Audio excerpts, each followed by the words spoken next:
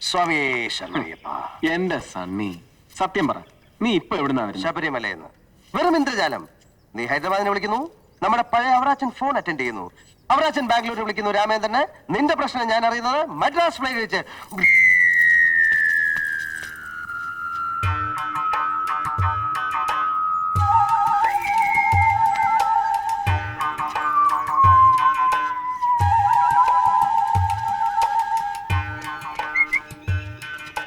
ആരാത്?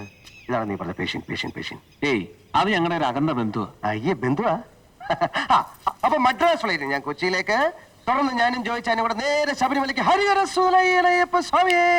അവിടെ നേരെ കോട്ടയത്ത് ജോയിച്ചാനെ കുറെ റബ്ബർ മുതലാളിക്ക് കൈമാറിയിട്ട് ഞാനൊരു ഓട്ടോറിക്ഷ.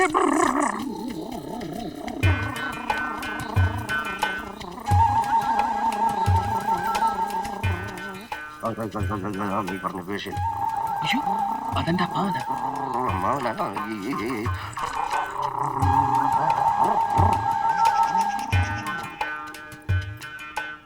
അമ്മാവ, ഇതെന്റെ ഫ്രണ്ടാ.